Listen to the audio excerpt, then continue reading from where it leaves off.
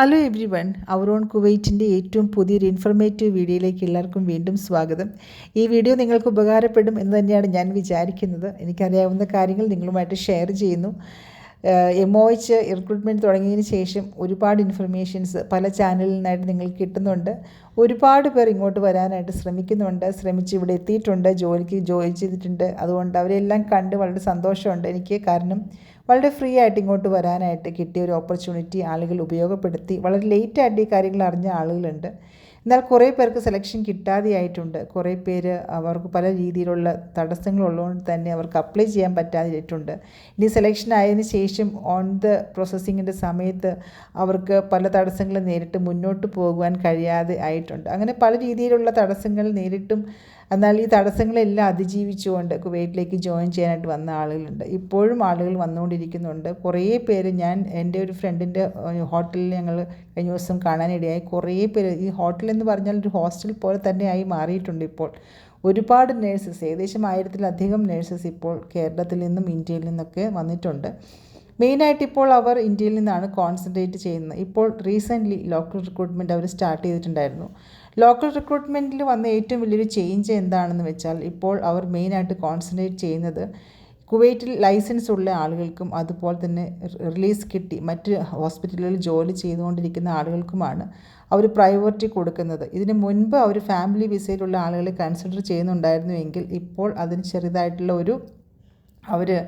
അവർക്ക് കൂടുതൽ പ്രയോറിറ്റി കൊടുക്കാതെ മറ്റുള്ളവർക്കാണ് കൂടുതൽ പ്രയോറിറ്റി കൊടുക്കുന്നതായിട്ട് കണ്ടുവരുന്നത്. എന്തായാലും ഇവിടെ NOC കിട്ടാൻ സാധ്യതയുള്ളവരും അതുപോലെ തന്നെ ലൈസൻസ് ഉള്ളവരും ഇപ്പോഴും നിങ്ങൾക്ക് ലോക്കലി അപ്ലൈ ചെയ്യാൻ പറ്റും. നിങ്ങൾ അപ്ലൈ ചെയ്യുക. നിങ്ങൾക്ക് എക്സാം എഴുതി ഇൻ്റർവ്യൂ പാസ്സായി അതിന് ശേഷം ഒരു എക്സാം ഉണ്ട്. അതെല്ലാം കഴിഞ്ഞതിന് ശേഷം നിങ്ങൾക്ക് ഇവിടെ ജോയിൻ ചെയ്യാൻ പറ്റും. അതിനുള്ള എല്ലാ സാഹചര്യങ്ങളും ഉണ്ട്.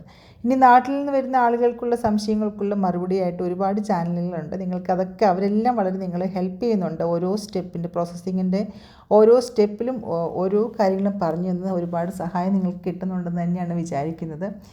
പലപ്പോഴായിട്ട് എൻ്റെ വീഡിയോയുടെ താഴെ ചോദിക്കുന്ന ഒരു ക്വസ്റ്റ്യനാണ് ANM നേഴ്സസിന് ഹോസ്പിറ്റലിൽ വേക്കൻസി ഉണ്ടോ എന്ന്. അപ്പോൾ ഞാൻ അതിന് വേണ്ടിയിട്ടുള്ളൊരു വീഡിയോ ചെയ്തിട്ടുണ്ട്. അറ്റ് പ്രസൻറ്റ് മിനിസ്ട്രി ഓഫ് ഹെൽത്തിൽ ANM നേഴ്സസിന് വേക്കൻസി ഇല്ല എന്നുള്ളതാണ് പറയാനുള്ളത്. പ്രൈവറ്റായിട്ടാണ് മിക്കവാറും ഇവിടെ അസിസ്റ്റൻറ്റ് നേഴ്സസ് ജോലി ചെയ്യുന്നത്. അതുപോലെ തന്നെ ചോദിച്ചിരിക്കുന്ന ഒരു ചോദ്യമാണ് ലോക്കം കഴിഞ്ഞാൽ ഉടൻ തന്നെ നമ്മൾക്ക് സാലറി കിട്ടുമോ എന്നുള്ളത്. ലോക്കം കോൺട്രാക്റ്റ് അല്ലെങ്കിൽ ആ ഒരു 3 months കഴിഞ്ഞാൽ നമ്മൾക്ക് അവർ പറഞ്ഞിരിക്കുന്ന ഒരു സാലറി ഉടൻ തന്നെ കിട്ടാൻ സാധ്യതയില്ല. വീണ്ടും ഫോർമാലിറ്റീസും കാര്യങ്ങളൊക്കെ ചെയ്യേണ്ടതായിട്ടുണ്ട്. ഒരുപാട് പേപ്പർ വർക്ക് ഉണ്ട് മിനിസ്ട്രി ഓഫ് ഹെൽത്തിൽ വന്നു കഴിഞ്ഞാൽ. അതുകൊണ്ട് അതിന് ശേഷം മാത്രമേ കിട്ടുകയുള്ളൂ. എത്ര നാളെടുക്കുമെന്ന് നമുക്ക് പറയാൻ പറ്റുകയില്ല. പിന്നെ ഒരാൾ ചോദിച്ചിരിക്കുന്നത് ഫെബ്രുവരിയിൽ ഇൻ്റർവ്യൂ കഴിഞ്ഞു, അതിന് ശേഷം ഒരു അപ്ഡേറ്റ്സും ഇല്ല എന്നുള്ളതാണ്.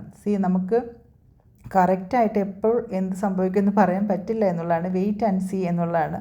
ചില സമയത്ത് അവർ ലോക്കൽ റിക്രൂട്ട്മെൻറ്റ് കൂടുതൽ കോൺസെൻട്രേറ്റ് ചെയ്യുന്നു. ചില സമയത്ത് ഇന്ത്യയിൽ നിന്നും കൂടുതലായിട്ടുള്ള റിക്രൂട്ട്മെൻറ്റ്സ് നടക്കുന്നു. ചില സമയത്ത് ഇന്ത്യയിൽ നിന്നുള്ള റിക്രൂട്ട്മെൻറ്റ്സ് അവർക്ക് ടെമ്പററി ആയിട്ട് കഴിഞ്ഞ വർഷം സ്റ്റോപ്പ് ചെയ്തിരുന്നു. ഇൻ ബിറ്റ്വീൻ അതായത് MOH ഓൺലൈൻ റിക്രൂട്ട്മെൻറ്റ് സ്റ്റാർട്ട് ചെയ്തതിന് ശേഷം ഗൂഗിൾ ഫോം അല്ലെങ്കിൽ നമ്മൾക്ക് നമ്മളുടെ ആ ലിങ്ക് ഓപ്പൺ ആകാത്തൊരു സിറ്റുവേഷൻ ഉണ്ടായിരുന്നു. അപ്പോൾ നമുക്ക് വെയിറ്റ് ചെയ്യുക. ഇപ്പോൾ ഏതായാലും ലിങ്ക് ഓപ്പൺ ആണ്. പക്ഷേ എന്നത്തേക്ക് ഇനി അടുത്ത ഓഫർ ലെറ്റർ വന്നു കഴിഞ്ഞാൽ പോലും നിങ്ങൾക്ക് അപ്ഡേറ്റ്സ് എന്ന് വരുമെന്നുള്ളത് നിങ്ങളുടെ മെയിലിൽ മാത്രമേ നോട്ടിഫിക്കേഷൻ വരുള്ളൂ.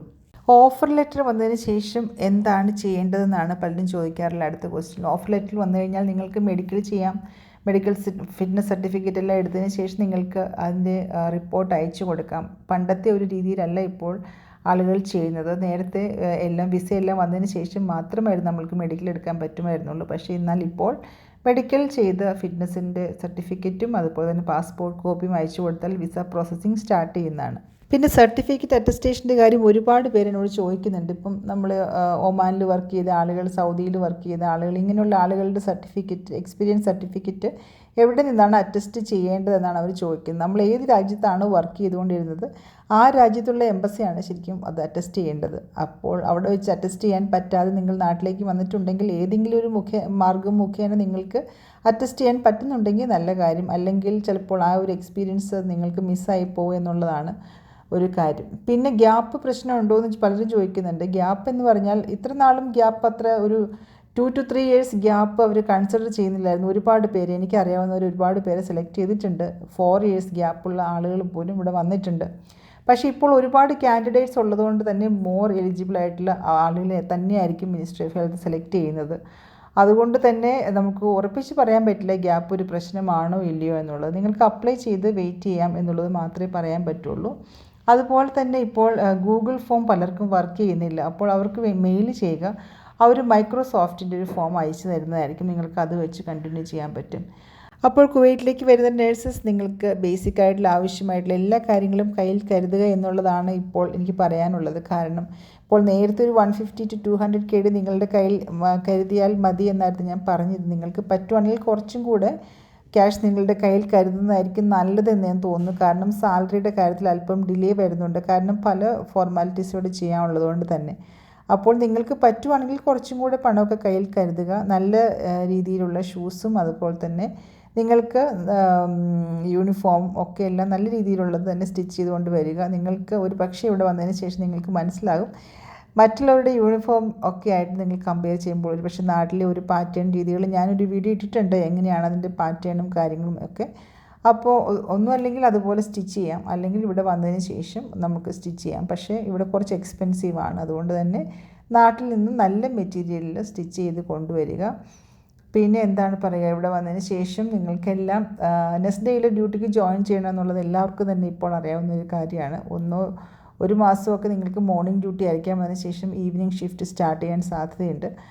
അതിനുശേഷം നൈറ്റ് ഡ്യൂട്ടി തുടങ്ങാൻ നിങ്ങൾക്ക് നൈറ്റ് അലവൻസ് അങ്ങനെയുള്ള കാര്യങ്ങളൊക്കെ ഉണ്ട്. അപ്പോൾ അതൊക്കെ നിങ്ങളിവിടെ വന്ന് എക്സ്പീരിയൻസ് ചെയ്യും എന്ന് തന്നെയാണ് ഞാൻ വിചാരിക്കുന്നത്. ഈ വീഡിയോ നിങ്ങൾക്ക് ഇഷ്ടപ്പെട്ടു ഉപകാരപ്പെട്ടു എന്ന് ഞാൻ വിചാരിക്കുന്നു. Thank you for watching.